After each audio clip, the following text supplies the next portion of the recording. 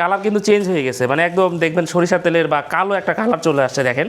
কারণ প্রতিটা পদার্থের একটা মেল্টিং পয়েন্ট আছে, মানে নির্দিষ্ট তাপমাত্রায় গেলে সেটা গলে যাবে। ঢালার পরে এটা জাল দেওয়া হচ্ছে, তো গরমে ঘি গলে যাচ্ছে। 100 কেজি ঘি ধরার মতো একটা কড়াই, এখানে 100 কেজি ঘি ঢালা হয় এবং এখানে আমরা কন্টিনিউয়াসলি আসলে সেমাইটা ভাজ। 100 কেজি ঘি দিয়ে আনুমানিক মোটামুটি প্রায় 300 কেজির মতো সেমাই হয়। না, এটা চাইলে কেউ বানাতে পারে না, এটা অরিজিনালি হাতের কাজ।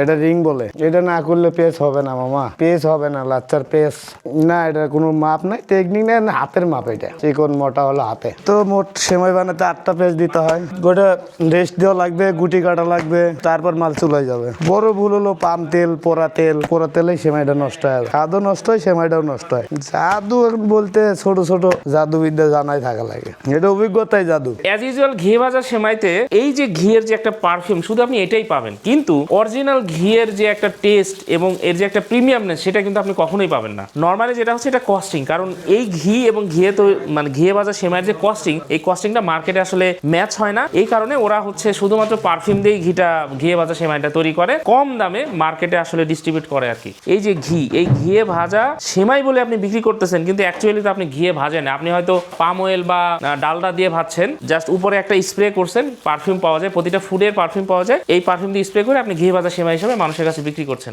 আপনি যে খাবারটাই খাচ্ছেন সেটা হয় আপনার স্বাস্থ্যের উপকার করবে অথবা আপনার স্বাস্থ্যের ক্ষতি করবে। এখন যদি আপনি ঘি ভাজা সেমাই না খান, এটা আপনার স্বাস্থ্যের ক্ষতি করবে। কেন বলছি? কারণ অন্য যে তেলগুলো আছে সেগুলো ট্রান্সফ্যাট, সেই ট্রান্সফ্যাট পেটে যাওয়ার সাথে সাথে এটা পেট প্রসেস করতে পারে না, হজম হয় না, তখন আপনার পেটে অ্যাসিডিটির প্রবলেম তৈরি হয়। ইভেন আপনি খেলে পেট ফুলে যায়, একটা মানে ব্যাপক একটা খারাপ একটা পরিস্থিতিও তৈরি হয় অনেকের ক্ষেত্রে। বাট এই যে আমাদের ঘিয়ে ভাজা সেমাইটা তৈরি হচ্ছে, আপনি দেখতে পাচ্ছেন এই সেমাইটা আপনি পেট ভরে খেলেও 2-3 ঘন্টার মধ্যে হজম হয়ে যাবে, আপনার আবার ক্ষুধা লাগবে। তেলে তৈরি করা, পাশাপাশি এই তেলগুলো দীর্ঘ সময় চুলায় জাল দেওয়া হয়, এই কারণে এই তেলের টক্সিন লেভেলটা অনেক বেড়ে যায়। সো বেড়ে যাওয়ার কারণে ওই তেল পেটে যাওয়ার সাথে সাথে, ওই তেলে রান্না করা খাবার পেটে যাওয়ার সাথে সাথে পেট ওইটাকে আসলে হজম করতে পারে না। এখানে এটাকে বলা হয় গুটি। সো এই গুটিটাকেই জাস্ট হাত দিয়ে একটু প্রসেস করে, সেমাই তো চিকন হয় না, সো সেমাই একটা মোটা থেকে এই যে চিকন সেমাইতে কনভার্ট করার জন্য এটা প্যাচ দিতে হয়, এটাকে বলা হয় প্যাচ দেওয়া। প্যাচ দিলে বা ফোল্ডিং করলে তখন দেখা যাচ্ছে অটোমেটিক্যালি এটা কিন্তু এই সেমাইয়ের চিকন সেমাইতে কনভার্ট হয়ে যায়।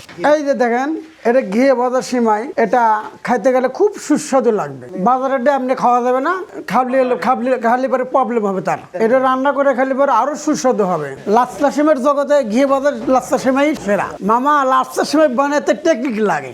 চরের মধ্যে তো আসলে ট্রাফিক জ্যাম নাই, বা ওখানে অন্য কোনো ভেহিকেল চলে না, ওখানে মানুষ পায়ে হেঁটে চলাফেরা করে, একটা দুইটা ঘোড়ার গাড়ি চলাফেরা করে। আমাদের যারা দুধ সংগ্রহ করে এরা দেখা যাচ্ছে যে ব্রেক ছাড়া সাইকেল নিয়ে চলে যায়। ম্যাক্সিমাম সেমাই যদি আপনি কাঁচা খান, 10 জনের 9 জনের পেট খারাপ হয়ে যাবে। সেমাইয়ের জগতের একটা গোমর ফাঁস করে আজকে। অরিজিনাল ঘিয়ে ভাজা যে সেমাইটা আছে, এভাবে ডিরেক্ট, মানে এখান থেকে নিয়ে এভাবে ডিরেক্ট বিসমিল্লাহ, কাঁচা আপনি আপনার পেটে যতটুকু আটে পুরো মানে ওভারলোড করে খাইতে পারবেন। যেহেতু আমি নিজে একদম চর থেকে খাঁটি দুধ, দেশি গরুর দুধটা আমি সংগ্রহ করে সেখান থেকে একটু ঘিটা নিজে উৎপাদন করতেছি এবং সেই ঘি দিয়ে আপনাদের জন্য এই প্রিমিয়াম সেমাইটা করতেছি। সুতরাং যে একটা প্রিমিয়াম টেস্ট এবং প্রিমিয়াম যে একটা ফিল, এটা আমি নিশ্চয়তা দিতে পারি। ঘি দিয়ে রান্না করা কোনো খাবারে কাঁচা ঘিয়ের পারফিউম পাওয়া যায় না, এটা অনেকে জানে না। এটা আপনি খাবেন শান্তি নিয়ে, প্রশান্তি নিয়ে, মানে খাওয়ার পরে যে একটা শান্তি, সেটা যেন অশান্তিতে পরিণত না হয়, সেটা এটাতে আপনি পাবেন।